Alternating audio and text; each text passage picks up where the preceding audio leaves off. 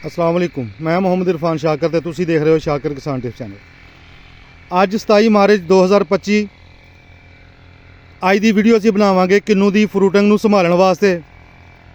मेरा चैनल शाकर किसान tips channel हमेशा तुहाडे वास्ते एक ऐसियां वीडियो लेके आंदा जिहदे विच किसानां दी, बागबानां दी, सब्जी दी, काश्तकारां दी रहनुमाई हुंदी आ।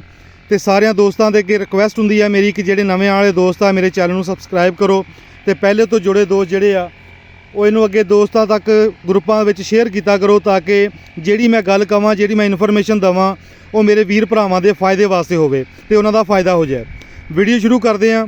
ਇਸ ਮੁਕਤਸਰ ਦੀ ਵੀਡੀਓ ਦੇ ਵਿੱਚ ਅਸੀਂ ਮਾਰਚ ਦੇ ਐਂਡ ਦੇ ਵਿੱਚ ਜਿਹੜਾ ਸਾਡਾ ਕਲੀ ਦਾ ਪ੍ਰੋਸੈਸ ਕੰਪਲੀਟ ਹੋ ਗਿਆ ਤੇ ਮਸਰੀ ਇਸ ਟਾਈਮ ਸਾਡੀ ਬਣ ਚੁੱਕੀ ਹੈ। ਇਸੇ ਮਸਰੀ ਨੇ ਹੀ ਸਾਨੂੰ ਅੱਗੇ ਜਾ ਕੇ ਇੱਕ ਸ਼ਾਨਦਾਰ ਕਿੰਨੂ ਦੀ ਸ਼ਕਲ ਇਖਤਿਆਰ ਕਰਨੀ ਹੈ।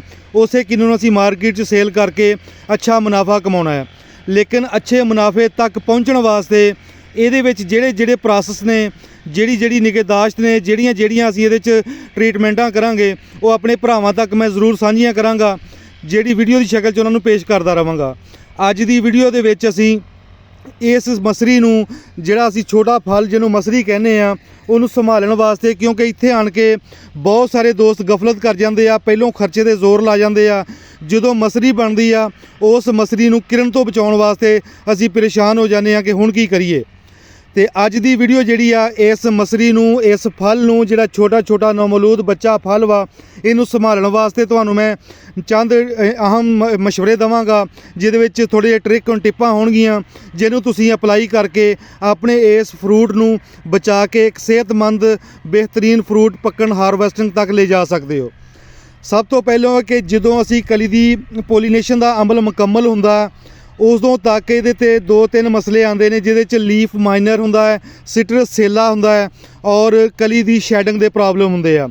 ਉਸ ਪ੍ਰੋਸੈਸ ਤੋਂ ਬਾਅਦ ਮੇਨ ਮਸਲਾ ਜਦੋਂ ਮਸਰੀ ਬਣਦੀ ਆ ਉਸ ਮਸਰੀ ਨੂੰ ਕਿਰਨ ਤੋਂ ਬਚਾਉਣਾ।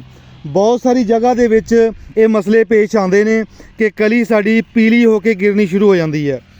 ਉਹਦੀ ਦੋ ਰੀਜ਼ਨ ਹੁੰਦੀਆਂ ਨੇ। ਸਭ ਤੋਂ ਪਹਿਲੀ ਰੀਜ਼ਨ ਤਾਂ ਹੈ ਕਿ ਵੈਦਰ ਫਲੈਕਚੁਏਸ਼ਨ, ਅਗਰ ਮੌਸਮ ਦੇ ਵਿੱਚ ਰਾਤ ਦਿਨ ਦਾ ਟੈਂਪਰੇਚਰ 'ਚ ਵਾਜ਼ਿਆ ਫਰਕ ਪੈਂਦਾ ਹੋਵੇ ਤੇ ਉਦੋਂ ਵੀ ਕਲੀ ਪੀਲੀ ਹੋ ਕੇ ਗਿਰ ਜਾਂਦੀ ਆ। ਉਸ ਤੋਂ ਬਾਅਦ ਦੂਸਰੀ ਹੈ ਖੁਰਾਕ ਦੀ ਕਮੀ। ਅਗਰ ਅਸੀਂ ਪੌਦੇ ਦੀ ਤਾਕਤ ਨੂੰ ਅੱਛੇ ਤਰੀਕੇ ਨਾਲ ਬਰਕਰਾਰ ਨਹੀਂ ਰੱਖ ਪਾਵਾਂਗੇ ਤੇ ਪੌਦਾ ਆਪਣੇ ਤੇ ਲੱਗੀ ਹੋਈ ਜਿਹੜੀ ਮਸਰੀ ਆ, ਕਲੀ ਆ, ਉਹਦੇ 'ਚ ਬਣਨ ਵਾਲਾ ਫਲ ਵਾ ਜਿਹੜਾ ਉਹ ਜਿੰਨਾ ਕੁ ਉਹਦੀ ਬਰਦਾਸ਼ਤ ਹੋਏਗੀ ਰੱਖੇਗਾ, ਬਾਕੀ ਘੇਰ ਦੇਗਾ। ਉਸ ਤੋਂ ਇਲਾਵਾ ਬਹੁਤ ਸਾਰੀਆਂ ਚੀਜ਼ਾਂ ਜਿਹੜੀਆਂ ਸਕਿੰਗ ਪੈਸਟ ਵਿੱਚ ਆਉਂਦੀਆਂ ਨੇ, ਜਿਹਦੇ ਵਿੱਚ ਸੇਲਾ ਔਰ ਤੇਲੇ ਦੇ ਅਟੈਕ ਅਗਰ ਜ਼ਿਆਦਾ ਹੋਣ ਤੇ ਫਿਰ ਵੀ ਮਸਰੀ ਘਿਰਦੀ ਆ, ਕਿਉਂਕਿ ਜਦੋਂ ਤੇਲਾ ਇਸ ਮਸਰੀ ਦੇ ਮੁੱਢਾਂ ਦੇ ਵਿੱਚ ਬਹਿ ਕੇ ਰਸ ਚੂਸ ਲੈਂਦਾ ਹੈ ਤੇ ਉਸ ਮਸਰੀ ਤੱਕ, ਉਸ ਫਲ ਤੱਕ ਖੁਰਾਕ ਦੀ ਸਪਲਾਈ ਬੰਦ ਹੋ ਜਾਂਦੀ ਆ ਤੇ ਫਿਰ ਵੀ ਪੀਲੀ ਹੋ ਕੇ ਗਿਰ ਜਾਂਦੀ ਹੈ।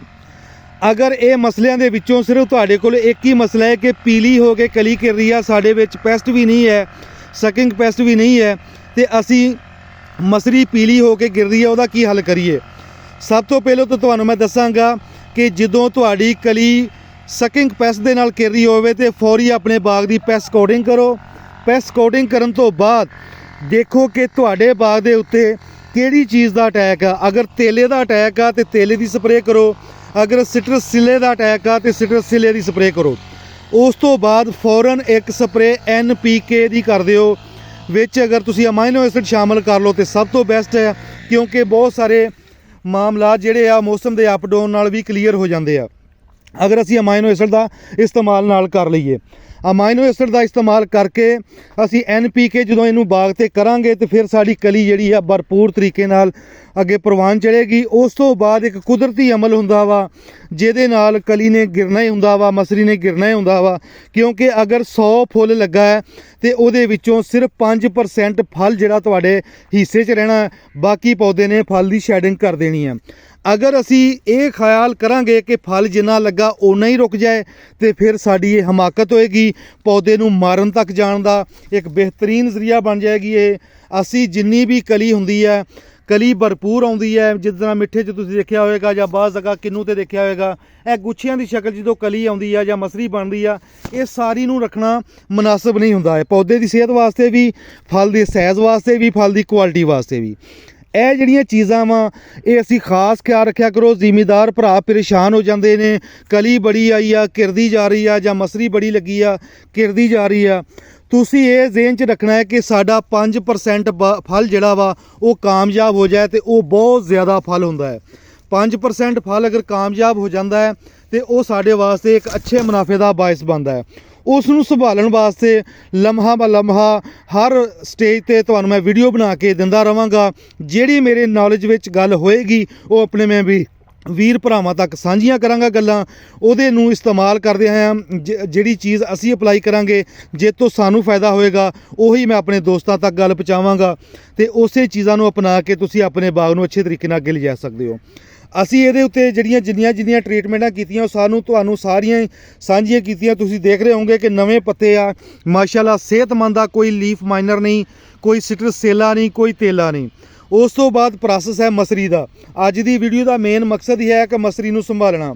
ਇਸ ਮਸਰੀ ਛੋਟੇ ਜਿਹੇ ਫਲ ਨੂੰ ਅਗਰ ਅਸੀਂ ਅੱਛੇ ਤਰੀਕੇ ਨਾਲ ਸੰਭਾਲ ਲੈਂਦੇ ਹਾਂ ਤੇ ਫਿਰ ਜਿਹੜਾ ਵਾ ਫਲ ਸਾਡਾ ਅੱਛੇ ਤਰੀਕੇ ਨਾਲ ਅੱਗੇ ਕਾਮਯਾਬ ਹੋ ਜਾਏਗਾ। ਜਿਹਦੇ 'ਚ ਮੈਂ ਤੁਹਾਨੂੰ ਦੱਸਿਆ ਕਿ ਪਹਿਲੋਂ ਤੋਂ ਤੁਸੀਂ ਪੈਸਟ ਕੋਡਿੰਗ ਕਰਨੀ ਆ ਕਿ ਇਹਦੇ ਵਿੱਚ ਕੋਈ ਤੇਲਾ ਸੇਲਾ ਜਾਂ ਲੀਫ ਮਾਈਨਰ ਦੇ ਅਟੈਕ ਤਾਂ ਨਹੀਂ, ਉਹਦੀ ਸਪਰੇਅ ਕਰੋ। ਉਸ ਦੇ ਨਾਲ NPK ਪਲੱਸ ਅਮਾਈਨੋ ਐਸਿਡ ਦਾ ਸਪਰੇਅ ਕਰੋ ਤਾਂ ਕਿ ਪੌਦੇ ਵਿੱਚ ਅਗਰ ਖੁਰਾਕ ਦੀ ਕੋਈ ਥੋੜੀ ਬਹੁਤੀ ਕਮੀ ਹੈ ਉਹ ਡਾਇਰੈਕਟ ਪੱਤਿਆਂ ਦੇ ਜ਼ਰੀਏ ਦੇ ਦਿਓ ਤਾਂ ਕਿ ਕਮਜ਼ੋਰੀ ਦੀ ਵਜ੍ਹਾ ਨਾਲ ਫਲ ਦੀ ਸ਼ੈਡਿੰਗ ਨਾ ਹੋਵੇ। ਉਸ ਤੋਂ ਬਾਅਦ ਇਹਦੇ ਵਿੱਚ ਸਕੇਪ ਦੇ ਪ੍ਰੋਬਲਮ ਆਉਂਦੇ ਆ, ਉਹਦੇ ਵਾਸਤੇ ਮੈਂ ਤਫਸੀਲਨ ਵੀਡੀਓ ਅੱਗੇ ਬਣਾਵਾਂਗਾ। ਲੇਕਿਨ ਹਾਜ਼ਰ ਮੌਕੇ ਤੁਹਾਨੂੰ ਦੱਸ ਦੇਣਾ ਕਿ ਜਦੋਂ ਸਾਡੀ ਮਸਰੀ ਮਟਰੀ ਤੇ ਕਨਵਰਟ ਹੁੰਦੀ ਆ, ਇਸ ਤੋਂ ਥੋੜੀ ਜਿਹੀ ਵੱਡੀ ਮਟਰ ਦੇ ਦਾਣੇ ਬਰਾਬਰ ਹੁੰਦੀ ਆ, ਉਦੋਂ ਸਕੇਪ ਦਾ ਮਸਲਾ ਆਉਂਦਾ ਹੈ, ਸਕੇਪ ਦਾ ਹਮਲਾ ਹੁੰਦਾ ਹੈ ਜਿਹੜਾ ਸਾਨੂੰ ਉਦੋਂ ਨਜ਼ਰ ਨਹੀਂ ਆਉਂਦਾ। ਜਦੋਂ ਫਲ ਸਾਡਾ ਵੱਡਾ ਹੁੰਦਾ ਉਹਦੇ ਤੇ ਖੁਰਦਰਾਪਨ ਨਜ਼ਰ ਆਉਂਦਾ ਹੈ ਜਿਹੜਾ ਇੱਕ ਫਲ ਦਾ ਭੈੜੀ ਸ਼ੇਪ ਸ਼ੋ ਕਰਦਾ ਹੈ। ਉਹਦੇ ਵਾਸਤੇ ਵੀ ਤੁਹਾਨੂੰ ਮੈਂ ਅਗਲੀ ਵੀਡੀਓ ਵਿੱਚ ਜ਼ਰੂਰ ਆਗਾਹੀ ਦੇਵਾਂਗਾ। ਅੱਜ ਦੀ ਵੀਡੀਓ ਤੱਕ ਮੈਂ ਇੱਥੇ ਵੀਡੀਓ ਨੂੰ ਮੁਕਾਉਣਾ ਤੇ ਅੱਜ ਦੀ ਵੀਡੀਓ ਜਿਹੜੀ ਇਸ ਮਸਰੀ ਨੂੰ ਸੰਭਾਲਣ ਵਾਸਤੇ, ਇਹਦੀ ਸ਼ੈਡਿੰਗ ਨੂੰ ਰੋਕਣ ਵਾਸਤੇ, ਇਹਦੇ ਉੱਤੇ ਜਿਹੜੇ ਅਸੀਂ ਕੈਮੀਕਲ ਦਾ ਇਸਤੇਮਾਲ ਕਰਨਾ ਉਹ ਤੁਹਾਨੂੰ ਮੈਂ ਦੱਸਿਆ। ਮੈਨੂੰ ਦਿਓ ਇਜਾਜ਼ਤ।